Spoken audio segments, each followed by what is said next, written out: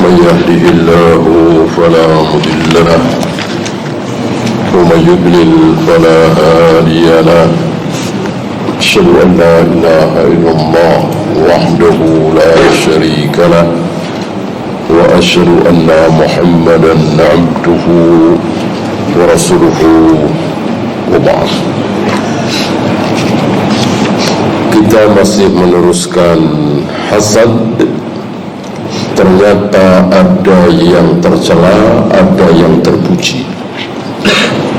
Yang tercela pun bertingkat-tingkat. Yang tertinggi adalah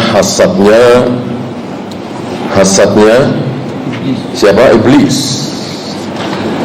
Rela menderita, rela disiksa supaya Adam dan anak keturunannya masuk neraka. Aku masuk neraka gak apa-apa, yang penting anak keturunan Adam masuk neraka. Ini hasad yang gila. Hasadnya iblis, hasad betul-betul gila, tidak waras. Ya. Jangan sampai kita hasad seperti itu. Biar saya hancur, yang penting dia juga hancur. Biar saya mati, yang penting dia juga mati. Masih mending hasad yang menginginkan nikmat itu pindah ke dia. Walaupun tentu ini juga tidak baik, tapi masih mending. Ya. Gimana caranya yang sukses itu jangan dia tapi saya? Gimana caranya yang laris itu bukan dia tapi saya? Ini pun tercela tapi masih mending.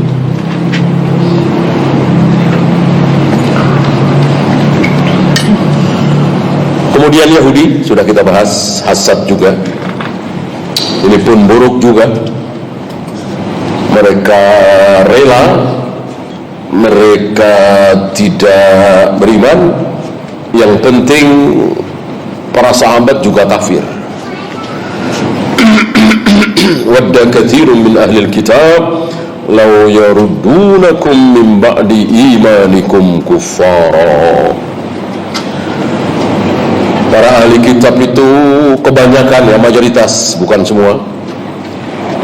Abdullah bin Salam tidak termasuk. Mayoritas ahlul kitab menginginkan kalian kafir lagi. Min ba'di imanikum, setelah kalian beriman. Kenapa? Hasadan. Ini hal, ya. Makanya mansub hasadan, bukan hasadun. Menerangkan wadda, menerangkan fi'il. Hasadan min indi anfusihim. Hasad yang ada di hati mereka. Kemudian hasad yang terpuji, saya bacakan hadisnya kemarin sudah, ya. La hasada illa fitnatain. Tidak ada hasad, maksudnya tidak ada hasad yang baik. Tidak ada hasad yang baik kecuali dalam dua hal. Rajulun atahullahu malan, yaitu hasad kepada seseorang yang diberi harta oleh Allah, kekayaan yang melimpah, fahuwa yunfikuhu, lalu harta itu diinfakkan, disedekahkan, bangun masjid, bangun pesantren, menyantuni fakir miskin dan lain-lain. Ana al-laili wa ana an-nahar, di malam hari, di siang hari, di sore hari, di pagi hari. Intinya setiap saat ada kaum muslimin yang butuh, dia kasih, dia dermakan. Terhadap orang seperti ini kita boleh hasad, kita menginginkan itu. Dan itu terjadi pada orang-orang miskin zaman sahabat. orang-orang miskin hasad terhadap orang-orang kaya dalam hal ini. Maka mereka datang mengadu kepada Nabi alaihi salatu wassalam, "Ya Rasulullah, zahaba ahlud duthur bil ajr." Ya Rasul, orang-orang kaya itu memborong pahala. Ketika kami sholat, mereka juga sholat. Kami puasa, mereka juga puasa. Kami baca Al-Quran, mereka juga baca Al-Quran. Begitu mereka zakat, kami nggak bisa. Begitu mereka haji, umrah, mereka bersedekah, kami nggak sanggup. Ya. Inilah irinya orang-orang miskin di zaman sahabat terhadap orang-orang kaya. Tidak keluar dari mulut orang-orang miskin, "Ya Rasul, mereka pakai kuda mahal, kami nggak sanggup. Mereka makan enak setiap hari, makan daging, kami nggak sanggup." Nggak. Tidak seperti irinya kita hari ini terhadap orang-orang kaya. Kita menginginkan seperti orang kaya, punya mobil mewah, rumah megah, bentar-bentar jalan-jalan. Itu kita. Adapun orang-orang miskin di zaman sahabat iri terhadap orang kaya karena orang kaya memborong pahala. Ya sedekah, ya infak, ya ini, ya itu, haji, umrah, zakat, segala macam. Lalu Nabi memberi jalan agar kalian mendapatkan pahala seperti pahala orang kaya, bersedekah, zakat, haji, umrah, berderma dan lain-lain. Sementara kalian tidak sanggup, maka bacalah tasbih 33 kali, takbir 33 kali, tahmid 33 kali setelah selesai sholat. Mereka senang, orang-orang miskin ini senang karena bisa menyusul orang-orang kaya. Cukup dengan membaca tasbih, tahmid, takbir, selesai sholat. Terobati rasa iri mereka, iri yang terpuji. Lama-lama orang kaya dengar, ya. Lama-lama orang kaya dengar tasbih, tahmid setelah salam, lalu ikut-ikutan, ya. Lalu yang miskin kembali mengadu kepada Nabi alaihi salatu wassalam, "Ya Rasul, orang-orang kaya juga melakukan seperti yang kami lakukan." Apa jawab Nabi? Itu karunia, itu keutamaan yang Allah berikan kepada siapapun yang Allah kehendaki. Ya sudah, ya.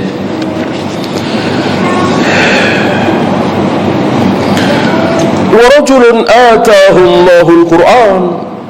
Yang kedua, seseorang yang diberi Al-Quran oleh Allah, maksudnya ilmu Al-Quran. Mana yang nasih, mana yang mansukh, dia tahu. Mana yang mutlak, mana yang muqayyad, dia tahu. Mana yang am, mana yang khas, dia tahu.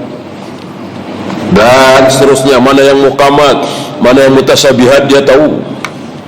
Tahu ilmu Al-Quran. Tentu tahu pula ilmu sunnah. Dan tentu tidak bisa dipisahkan antara Al-Quran dan sunnah. Wa huwa yakumu bihi ana al-laili wa ana an-nahar. Lalu dia mengamalkan ilmunya itu di malam hari, di siang hari, di sore hari, di pagi hari. Sepanjang waktu dia amalkan ilmu itu. Kemarin kita bahas mengamalkan ilmu ada dua. Yang pertama, kita lakukan ilmu itu, kita praktekkan ilmu itu. Kita tahu ilmu tentang waris, kita laksanakan pembagian waris sesuai dengan ilmu Al-Quran dan Sunnah. Kita tahu ilmu tentang muamalah, kita praktekkan bermuamalah sesuai dengan Al-Quran dan Sunnah. Ini mengamalkan ilmu yang pertama. Yang kedua, kita sampaikan, kita ajarkan kepada orang lain dengan hanya berharap ridha Allah, pahala, surga.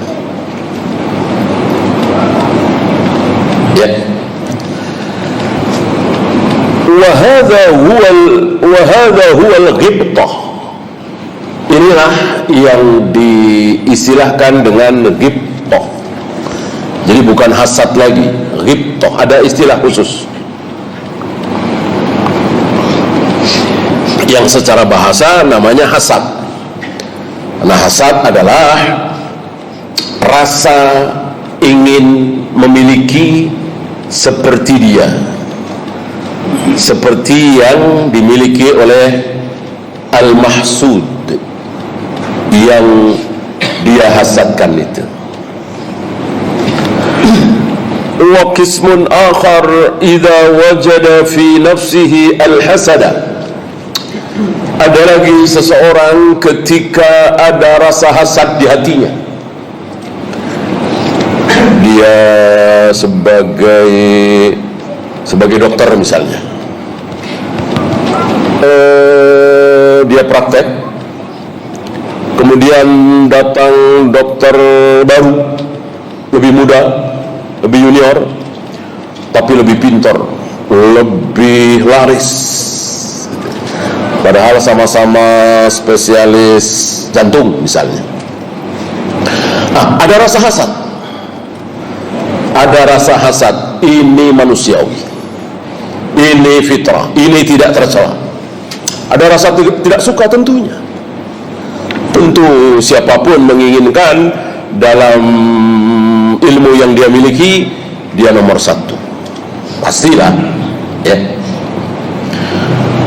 Sa'a fi izalatihi, dia berusaha sekuat tenaga untuk menghilangkan rasa hasadnya itu, ya. Mungkin tidak terlalu melihat, mungkin tutup mata biar nggak hasad, jangan nanya-nanya tentang dia, gitu. Karena kalau semakin tahu, semakin muncul rasa hasadnya. Maka lebih baik tidak tahu. Pokoknya dia berusaha sekuat tenaga supaya hasadnya itu hilang, gitu. Wa fil ihsani ilal maksud, bahkan dia berbuat baik kepada dokter yang juniornya itu, ya. Mungkin mengirimkan makanan, mungkin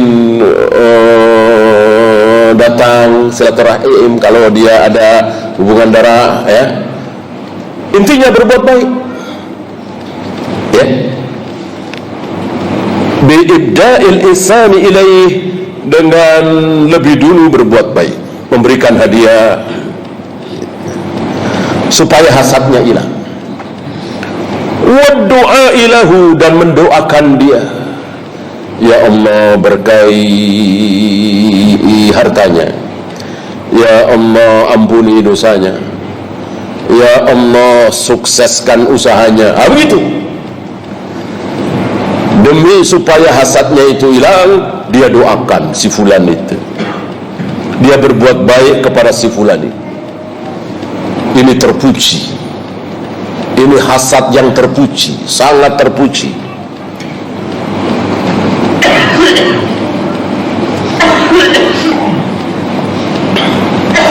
Wa nasri fadailihi, dan dia menyebarkan keutamaan si fulan itu, ya. Asal ketemu orang cerita itu, bagus dia dokter itu. Loh, bapak sendiri kan dokter. Iya, saya emang gak ada apa-apanya. Bagus dia, ya. Coba ke sana. Ini sangat mulia sekali. Jarang-jarang yang seperti ini, ya. Menyebarkan kebaikannya.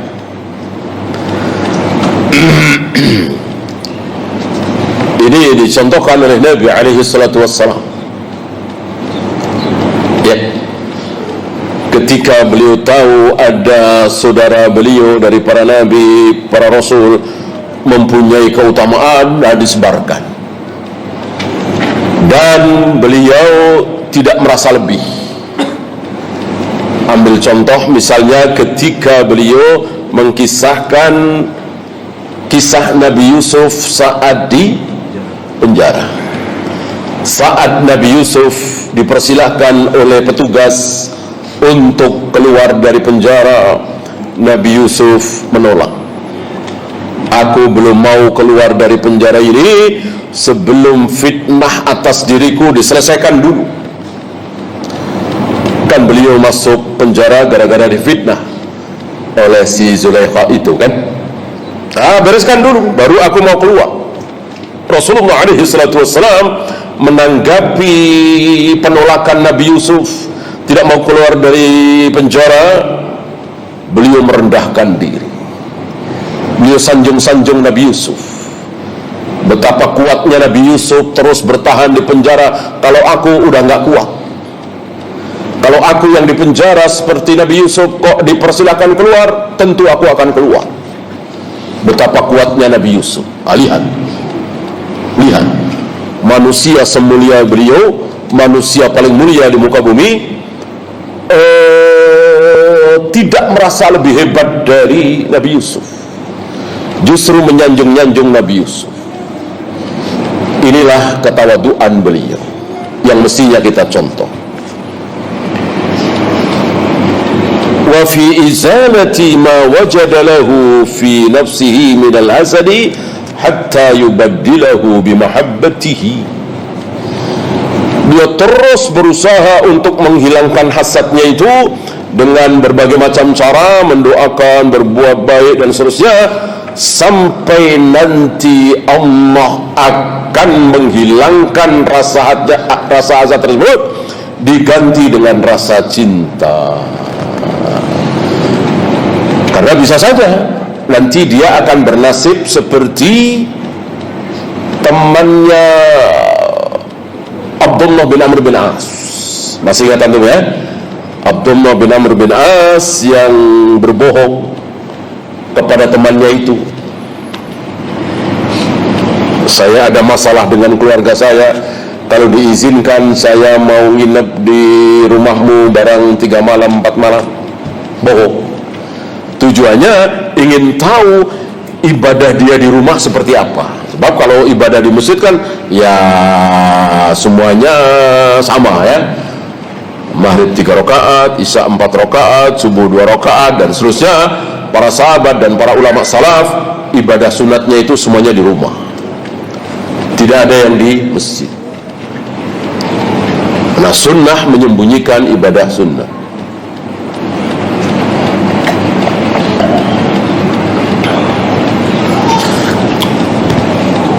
Sampai hari ketiga ketika berpisah, karena Abdullah bin Amr bin As tidak melihat sesuatu yang istimewa dari ibadah malam si fulan ini, maka dia jujur. Setelah jujur, maka akhirnya diberitahu bahwa tidak ada yang beda antara aku dengan yang lain kecuali satu barangkali. Apa? Setiap kali Allah memberikan nikmat kepada tetanggaku, saudaraku, kiri kananku, di hatiku tidak ada rasa apa-apa. Maksudnya tidak ada rasa hasad.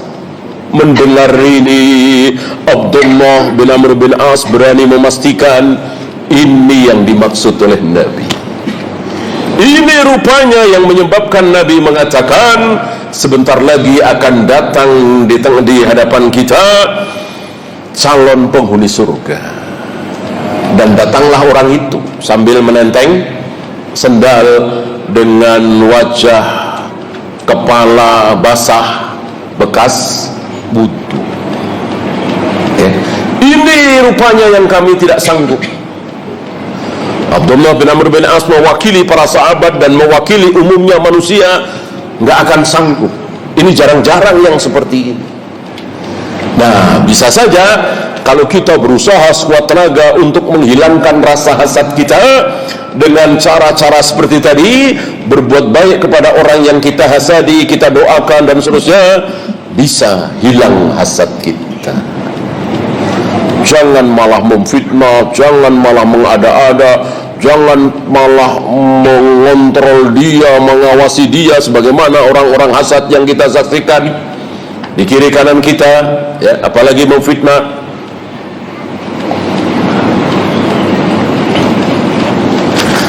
Karena Karena hasad memang ada di hati kita semua.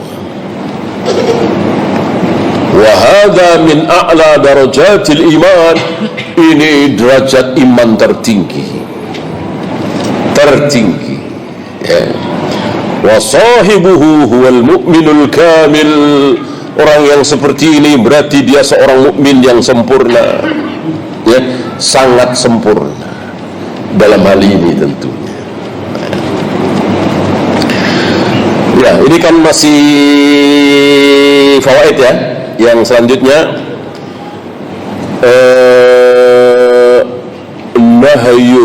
nahyu 'anit tadaburi wat taqatu'i wal hajri fawqa thalath. Haramnya, terlarangnya saling membelakangi, memutus silaturahim, menghajar lebih dari 3 hari. Lebih dari 3 hari. Berarti 4 hari, 5 hari haram. Tapi ini masalah dunia. Kita tersinggung sama dia, kita kesal sama dia, ucapannya menyakitkan dan seterusnya. Adapun masalah agama, bolehkah lebih dari 3 hari? Masalah agama ya, ada hubungannya dengan manhaj, ada hubungannya dengan dakwah, ada hubungannya dengan tauhid, ada hubungannya dengan sunnah bid'ah. Kalau tadi nggak ada hubungannya ya, masalah bisnis, masalah rumah tangga, masalah bertetangga, masalah dunia lah, itu tidak boleh lebih dari 3 hari. Tapi masalah sunnah dan bid'ah, syirik dan tauhid, masalah agama, bolehkah lebih dari 3 hari? Boleh. Fatajuzu ziyadatu ala thalathah. Boleh lebih dari 3 hari. Mana dalil? Wastadallu bi qisatis salasati alladhina kullifu. Para ulama mengambil dalil dari 3 orang yang tertinggal, tidak ikut perang Tabuk. Siapa? Ka'ab bin Malik, Murarah, Hilal.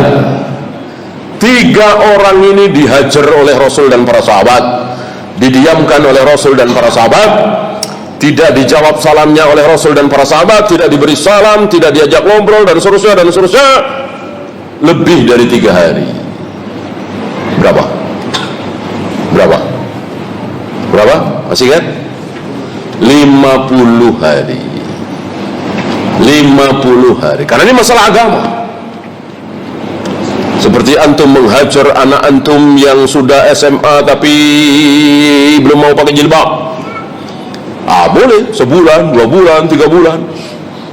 Kita diemin, kita nggak kasih salam, salamnya tidak kita jawab, atau mungkin jawab dalam hati. Kita tidak kasih uang saku dan seterusnya sampai dia mau pakai jilbab. Gitu ya. Karena ini masalah agama. Adapun masalah dunia maksimal 3 hari.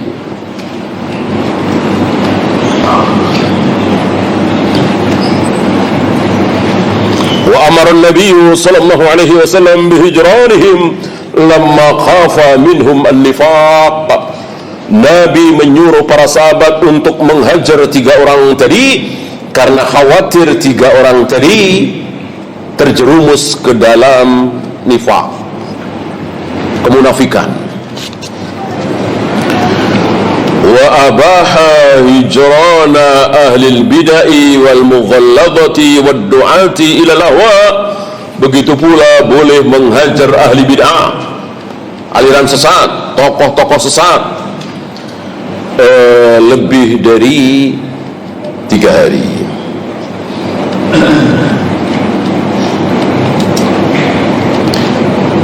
Wa dzakara al-Khattabi anna hijran al-walidi li waladihi wa zawji li zawjatihi. Ini menghajar itu ayah menghajar anak, suami menghajar istri, atasan menghajar bawahan dan seterusnya. Bukan bawahan menghajar atasan, anak menghajar orang tua, atau tetangga menghajar tetangga, kita menghajar teman-teman kita, tentu tidak bisa. Ya, ada satu kelompok di negeri kita ini yang mengaku bermanhaj salaf, tapi mereka sembarangan menghajar. Kita semua dihajar oleh mereka. Ya, tidak mau menjawab salam, tidak mau apalagi memberi salam, ya. Bahkan Ustaz Yazid pernah cerita, sudah menyodorkan tangannya begini, ya, salaman, nggak mau. Mereka menghajar. Padahal dulu sama-sama di Al-Irsyad, ya. Mereka salah faham, tidak faham kaidah hajar, serampangan mereka menghajar. Hadis Ka'ab bin Malik dijadikan dalilnya jelas sahih, tapi istidlalnya keliru. Jadi Ka'ab bin Malik tidak diberi salam oleh Nabi, bahkan salamnya tidak jawab.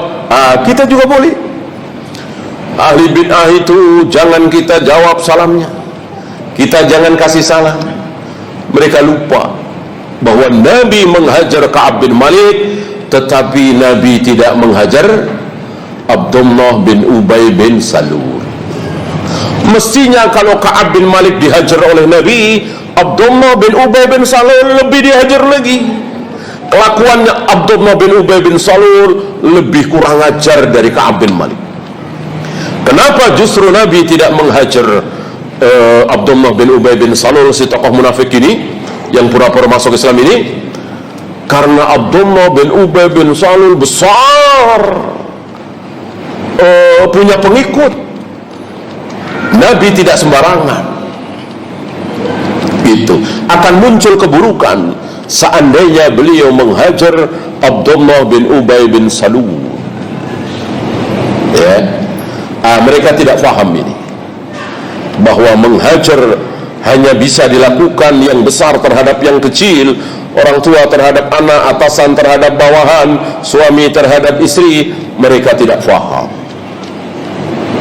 Ya, sepertinya sampai hari ini masih tersisa mereka, walaupun tokohnya sudah meninggal, ya, lebih duluan dari Ustaz Yazid.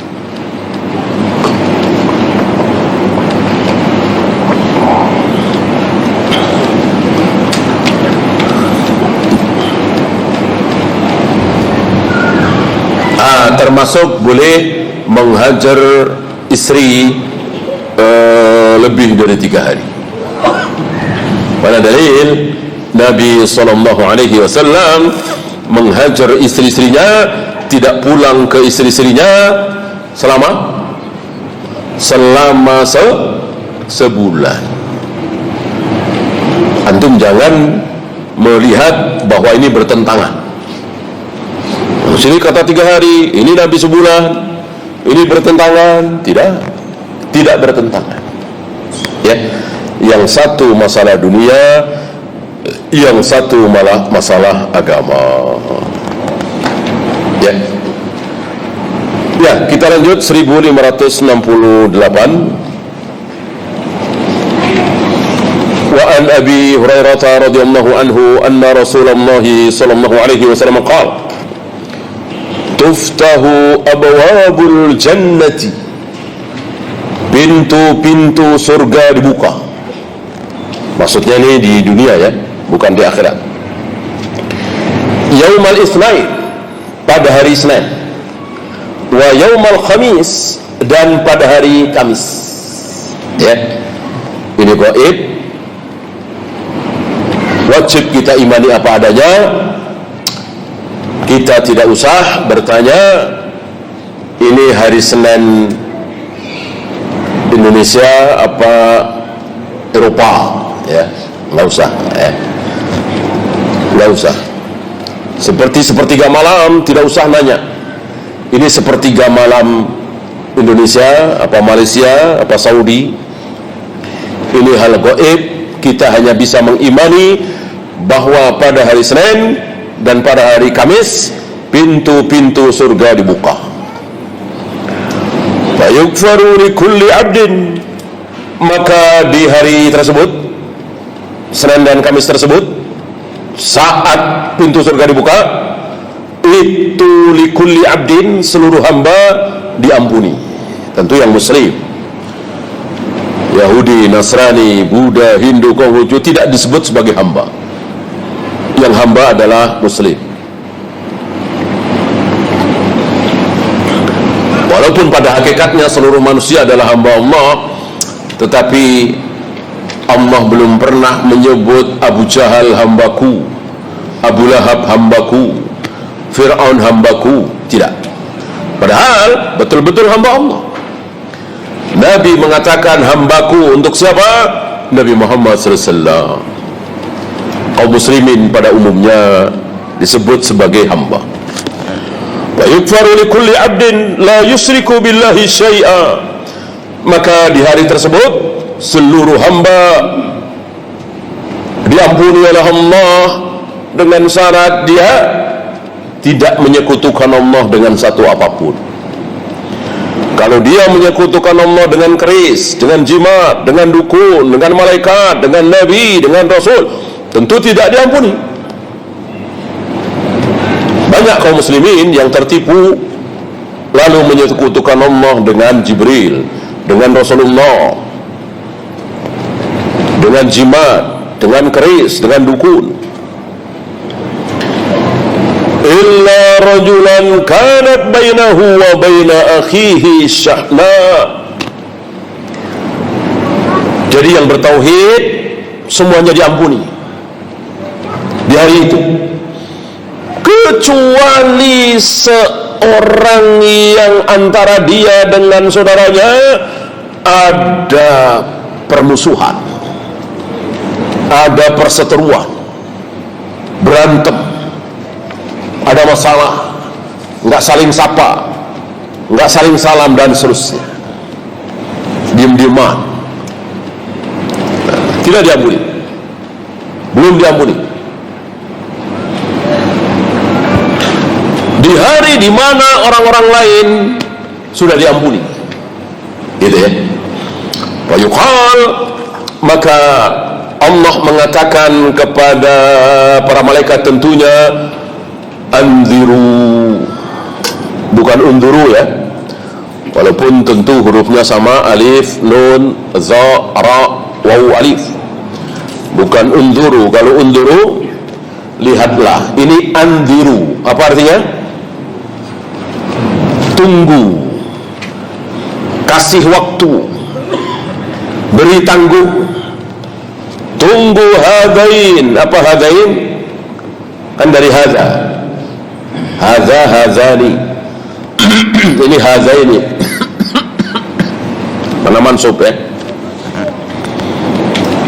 Tunggu dua orang ini, jangan diampuni dulu, tunggu hatta yastaliha, sampai dua orang ini berdamai, rujuk kembali, saling memaafkan, saling memberikan salam. Diulang lagi oleh beliau, anziru hazaini hatta yastaliha, tunggu dua orang ini sampai mereka berdua berdamai. Ya. Rawahu Muslim, hadis ini sahih, riwayat Imam Muslim. Wa fi riwayatin lahu, di riwayat beliau yang lain, tu'radul a'mal. Pada hari Kamis dan Senin itu amal ditampakkan. Yang tadi pintu-pintu surga dibuka.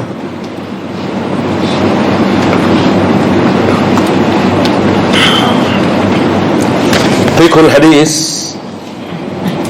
ada beberapa, di antaranya bayanu afdaliyati yaumil itsnain wal khamis, menerangkan tentang keutamaan hari Senin dan Kamis, dan keutamaan ini sudah dibatasi dengan puasa. Tidak boleh dengan hadis ini lalu di hari Senin dan Kamis menambah baca Al-Quran secara khusus, sholat secara khusus, zikir secara khusus, gitu ya. Di hari yang lain malas-malesan sholat sunat, begitu Senin Kamis rajin sholat sunat. Berangkat dari hadis ini, bolehkah? Tidak boleh. Tidak boleh. Karena yang paling tahu tentang hadis ini siapa? Ya, tentu Rasul dan para sahabat. Para sahabat tidak berbuat ibadah khusus di hari Senin dan Kamis kecuali puasa. Sholatnya sama persis dengan hari lain, zikirnya sama persis dengan hari lain, dan seterusnya dan seterusnya. Ya.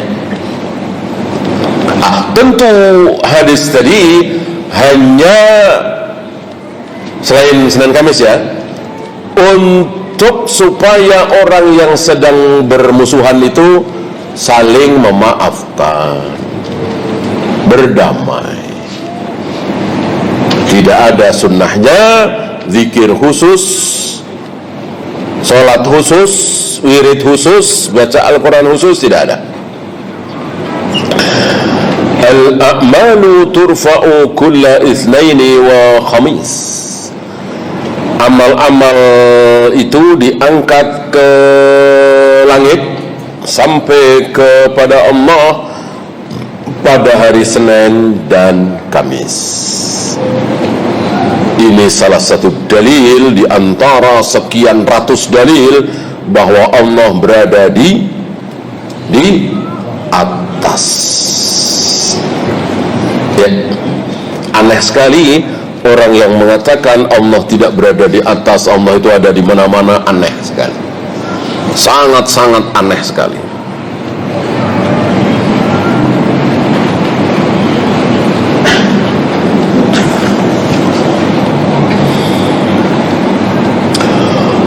Kullu dzunubi tughfaru bil istighfar. Seluruh dosa akan diampuni kalau dia beristighfar, mohon ampun kepada Allah, kecuali dua. Apa dan apa?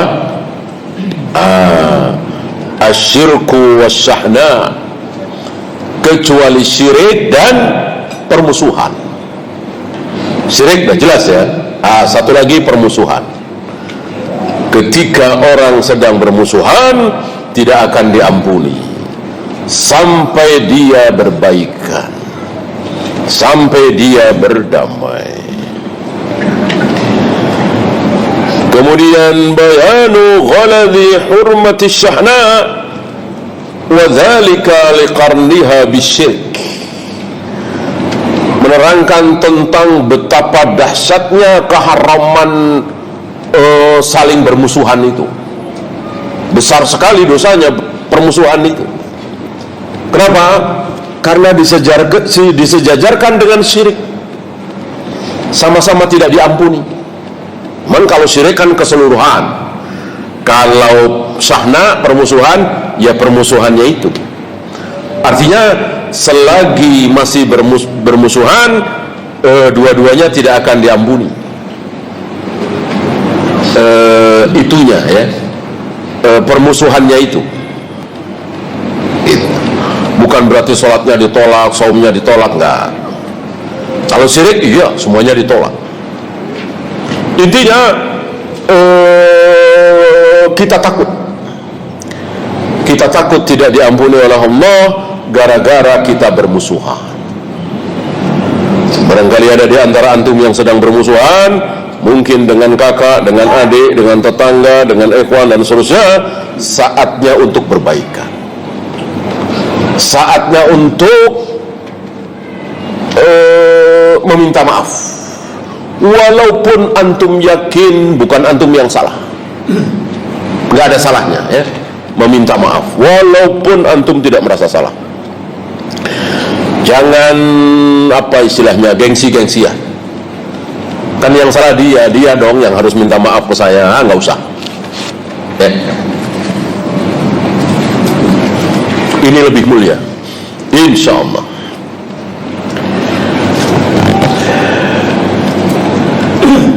adawatul muslimi wa muqata'atuhu li ghairi sababin syar'iyyin tamna'u min dukhulil jannah fil akhirah. Memusuhi seorang muslim, memutuskan silaturahim tanpa sebab yang syar'i, ini menyebabkan seseorang terhalang masuk surga. Tamna'u min dukhulil jannah, dia bisa terhalang masuk surga. Padahal sholat, padahal saum, padahal zakat, padahal haji, hanya karena dia bermusuhan tanpa sebab yang syar'i. Kecuali ada sebab yang syar'i, orang dia penyebar bid'ah, orang dia penyebar aliran sesat, orang dia mengatakan semua agama sama, ya, saya tidak akan memaafkan, saya tidak akan berdekatan. Ini sebab yang syar'i. Yang tercela di sini hanya masalah bisnis, hanya masalah muamalah. Jangan, ya. Yang terakhir, wujubu islahi dzatil bayyin wa nusratil madlum wa rad'il zalimil jani. Wajibnya mendamaikan orang yang sedang bermusuhan, menolong orang-orang yang dizalimi, bahkan menolong orang yang zalim. Dan Nabi mengatakan, tolonglah saudaramu yang dizalimi dan yang menzalimi. Loh, menzalimi kok ditolong ya Rasul? Jawab Nabi apa? Ketika engkau mencegah, menghalang-halangi temanmu, saudaramu yang sedang berbuat zalim, itu namanya sedang menolong dia. Itu.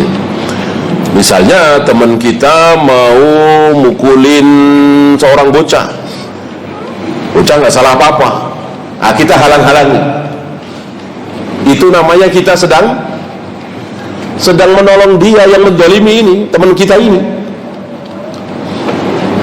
Istilahnya seperti unsur akhaka zalim wal madhrum, tolonglah saudaramu yang sedang dizalimi dan tolong pula saudaramu yang sedang menzalimi. Caranya bagaimana? Menghalangi dia supaya tidak meneruskan kezalimannya, bukan bantuin dia ikut mukulin si bocah itu, bukan. Ini nggak paham dia, ya. Ketika kita menghalang-halangi saudara kita supaya tidak berbuat zalim, berarti kita sedang menolong saudara kita, ya, yang zalim. Kalau yang dizalimi jelas, antum tahu caranya. Ada saudara kita mau dipukuli, ya kita cegah. Kalau dia maksa, ya kita halang-halangi. Kalau dia mukul kita, ya kita boleh pukul dia, boleh. Sebagaimana yang Allah firmankan, ya,